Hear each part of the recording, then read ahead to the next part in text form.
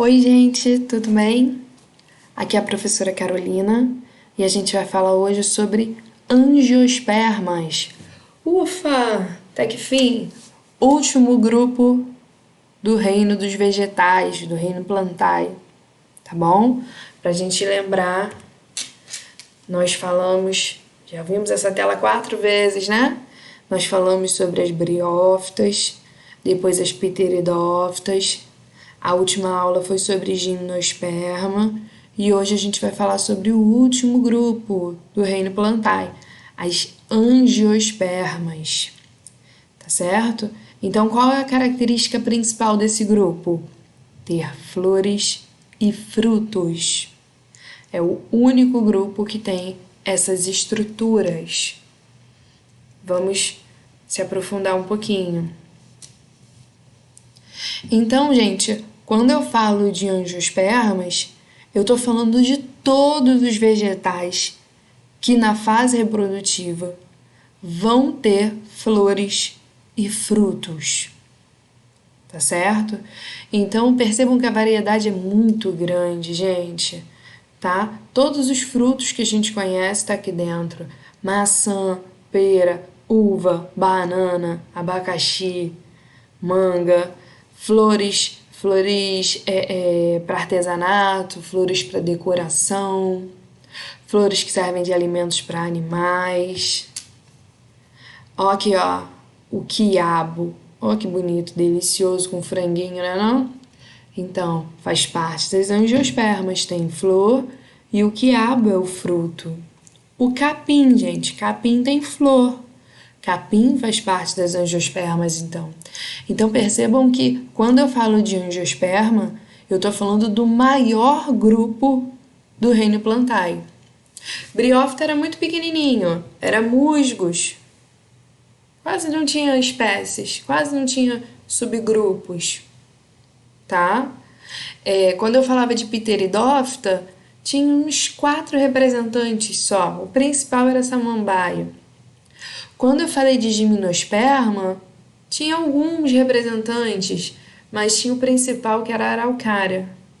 Agora, quando eu falo de angiosperma, não dá nem pra gente destacar um principal, porque eu tenho uma infinidade de flores e uma infinidade de frutos por aí pelo mundo, tá bom? Então, como tem flor e como tem fruto, vai ter pólen e vai ter semente. A gimnosperma também tinha pólen e semente, mas eles ficavam dentro de uma estrutura única, que era o estróbilo, uma folha modificada. Aqui não. O pólen vai estar na flor e a semente vai estar no fruto. Ok? Então, flor e fruto agora ganham funções diferentes. E o pólen e a semente agora estão em estruturas separadas. Mas o processo de polinização continua, que é o processo de espalhar o pólen, só que a polinização não é mais só pelo vento. Na gimnosperma, a polinização era só pelo vento. Agora, a polinização pode ser por meio de animais, porque as flores, elas atraem os animais. As flores, elas têm cheiros variados, cores variadas, elas produzem substâncias variadas que os animais usam como comida. Então, as flores atraem os animais. Os animais podem ser agentes da polinização, agentes polinizadores. Tá certo? E a dispersão pode ser por vento, pode ser por meio de um animal, né? Imagina lá um morcego que come um fruto e deixa a semente cair no chão, ele está fazendo a dispersão. A dispersão pode ser pela água. Olha o exemplo aqui do coco, ó. Esse coqueiro caiu, né? A praia geralmente tem bastante coqueiro. Então o coqueiro caiu e a água do mar, ó, vai arrastando para ele germinar e crescer e se fixar no solo, em um local longe de onde estava a árvore que gerou o coco. É uma forma de dispersão, espalhar o vegetal por aí. Então vamos falar um pouquinho sobre a flor, tá? Gente, as flores, elas podem ser monóicas ou dioicas. Fácil a gente entender o que é isso. A flor monóica é a flor que normalmente a gente chama de hermafrodita. Quer dizer, vai ser a flor que vai ter estrutura masculina e feminina. Tá bom? A mesma flor vai ter estrutura masculina, vai produzir pólen, e estrutura feminina, vai produzir óvulo. Tá? Agora a flor dioica, ela só vai ter um sexo. Ou é uma flor macho ou é uma flor fêmea. Beleza? Aí é a hora que você pensa, né? Caramba, nem flor tem sexo? Nunca imaginei. Mas tem sim, tá? Outra coisa importante da gente destacar na flor é que a flor masculina, ela é conhecida como androceu. Tá bom? Androceu é o conjunto de estames. Isso aqui são os estames. Olha no desenho, ó. O estame é o filete, uma hastezinha, né? Um cabinho com a antera. Antera é onde o pólen é produzido e fica guardado. Tá bom? Então, é filete e antera. Tudo isso junto forma um estame. Uma flor não tem só um estame, ela tem vários. Esse desenho tem 2.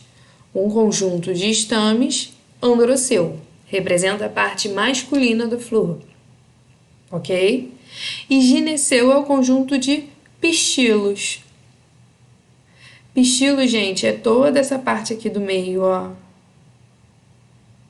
Pistilos está relacionado ao estigma, que é por onde o pólen entra. Estilete, que é o cabinho por onde o pólen vai descendo. Ovário, que fica lá no final do estilete, que é nele onde é produzido os óvulos. Uma flor pode ter um único um único pestilo, como essa aqui desenhada, ou uma flor pode ter vários pestilos, tá bom? O conjunto de pestilos, gineceu, representa a parte feminina da flor. Toda flor também vai ter um conjunto de pétalas.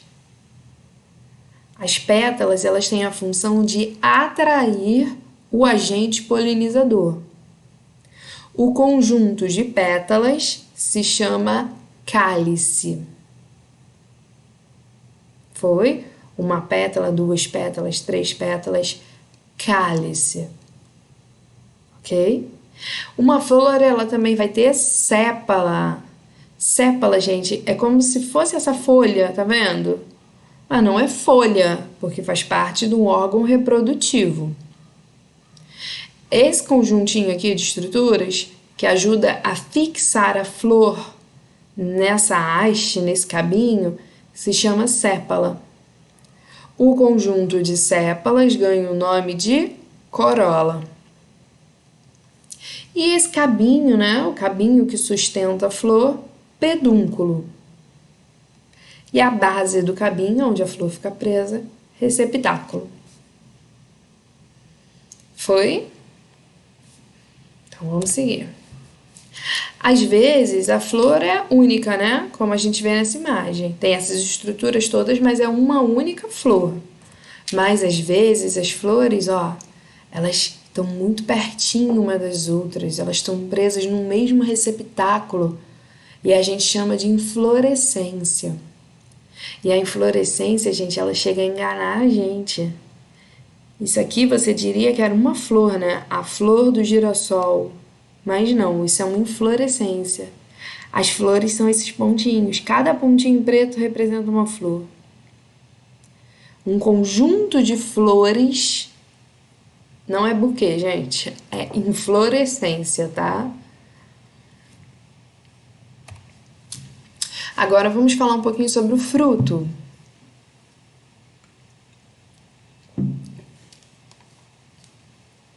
Gente, consegue ver aqui os estames aqui em cima?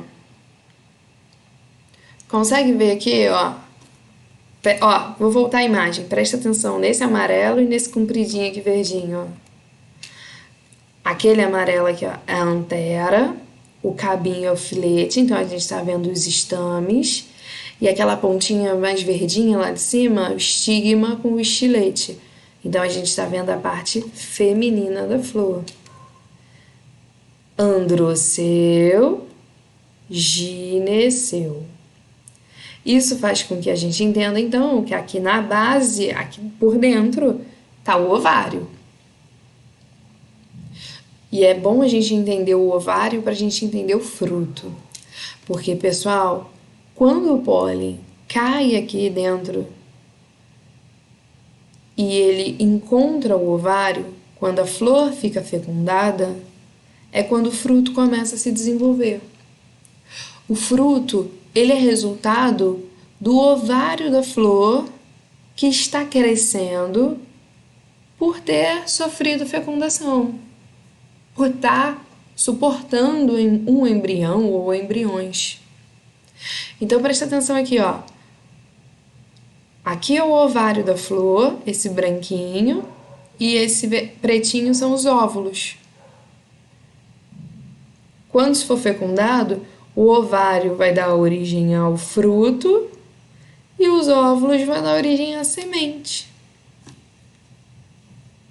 Então, o fruto não é nada mais, nada menos do que o ovário da flor que cresceu, que se modificou devido a uma fecundação que houve.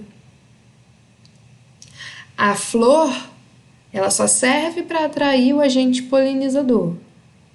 Depois que a polinização acontece e a fecundação acontece, a flor cai, as pétalas, as sépalas, tudo isso cai e o ovário começa a crescer e desenvolver, formando o fruto. O fruto, gente, em geral, tá? Ele é dividido em 3 camadas. Epicarpo é a camada externa, é a casca, né? A pele mais externa. Endocarpo é a pelezinha que fica em contato com a semente, com o caroço. É a pelezinha que fica em contato com o embrião. O embrião está aqui dentro da semente, dentro do caroço. E a parte do meio, entre os dois, mesocarpo, meso de meio. Tá bom? A gente pode classificar os frutos entre frutos carnosos ou secos. O fruto seco é seco, porque ele tem pouca água nele. Tá bom? O fruto carnoso, ele tem bastante água nele. Ele é suculento. Agora, existe um fruto carnoso do tipo baga e existe o fruto carnoso do tipo drupa. Olha a diferença. Olha a primeira imagem para ver se você consegue entender. Aqui, gente, nas bagas, a gente tem o que a gente chama de semente, tá? A semente, ela tá em contato com o fruto, mas ela tá solta, ela se solta com facilidade. E na drupa, a semente tá bem presa. Normalmente a gente nem chama de semente, a gente chama de caroço. Caroço do abacate, caroço da azeitona. Tá certo? A semente está impregnada no mesocarpo. E na baga a semente não tá impregnada no mesocarpo, tá frouxa. Aí você vai me perguntar, cadê a semente do coco, professora? Tá impregnada aqui também. É que ela é microscópica. Aí você não tá vendo. Tá bom? Então vamos seguir. Outros tipos de fruto. Lembra que a gente falou da inflorescência? Então, tem a infrutescência. Infrutescência é quando a gente tem vários frutos numa mesma estrutura. Normalmente a gente diz que o morango é um fruto, né? Uma fruta. E aí, gente? Fruto ou fruta? Os dois. Para a ciência, para a biologia, para a botânica, o nome é fruto, tá? Tudo que vem da flor é fruto. Agora, a classificação de mercado, a classificação econômica, chama alguns frutos de frutais, tá bom? Se tiver interesse econômico. Então, vamos lá. Nós diríamos que um morango inteiro é um fruto, né? Mas não. Quando a gente vai analisar direito, a gente percebe que cada bolinha dessa é um fruto diferente. Porque dentro de cada bolinha dessa tem uma semente. Ok? O morango, assim como o abacaxi, ele é chamado de frutículos. É uma estrutura que tem vários frutos. Ou também a gente pode chamar também de infrutescência. E existem os frutos que fogem à exceção das regras. Tá sentindo falta de alguma coisa aqui? Tá sentindo falta de alguma coisa aqui? Que é o fruto paternocarpo. Esse fruto, gente, ele não tem semente. Porque esse fruto, ele foi gerado a partir de algum erro hormonal do vegetal, alguma deficiência que o vegetal teve. Ele não foi gerado a partir do processo comum. Ele não foi fecundado. A flor que deu origem a esse fruto, ela não foi fecundada. Se ela não foi fecundada, não teve embrião. Então não tem semente. O embrião está dentro da semente. Fruto paternocarpo, tá bom? Agora vamos falar um pouquinho da semente, né? A semente, gente, ela tem a função de germinar, de fazer a planta brotar, de dar origem a um novo ser vivo. E a gente já viu que as plantas, elas retiram nutrientes do solo pela raiz, mas a semente, normalmente, ela não tem raiz. Só depois que germina que começa a ter. Ou a planta tira nutrientes da fotossíntese que é feita pela folha. Mas a semente também não tem folha. Eita! Tem um embrião aqui dentro. Um embrião aqui, ó.